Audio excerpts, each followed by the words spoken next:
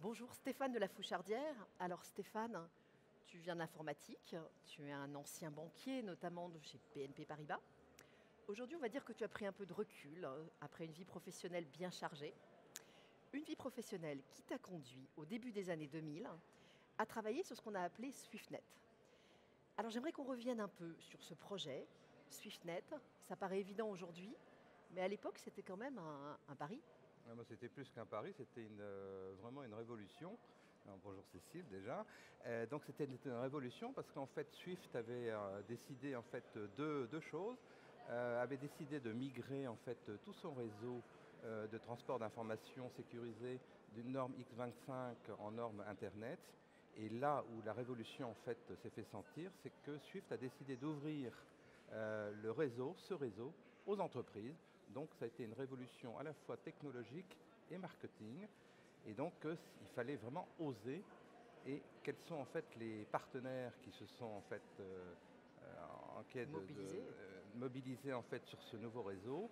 Il y a eu en fait un certain nombre de banques et un certain nombre d'entreprises, des gens en fait très curieux et qui se sont dit c'est peut-être une innovation majeure.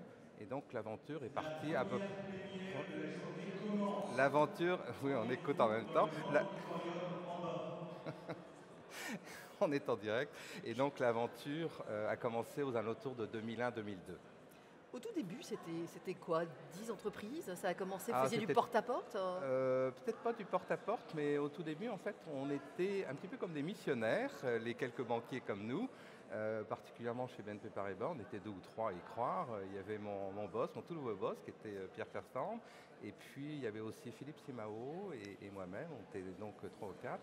Et on a été, en fait, peut-être pas du porte-à-porte, mais c'était un peu ça. En fait, on est allé voir un certain nombre de trésoriers. On leur a expliqué, on a fait beaucoup de pédagogie. Et des trésoriers comme ceux d'Arcelor, de Total et Danone ont fait très très vite compris l'intérêt majeur de cette solution.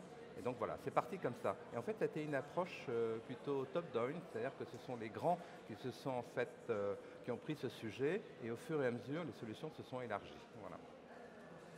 Juste pour qu'on se rende compte du chemin parcouru, aujourd'hui, SwiftNet, c'est combien d'entreprises, hein? Il y a à peu près 1700 à 2000 entreprises, c'est quasiment tout le CAC 40. En France, en tous les cas, il y en a 2 à 300.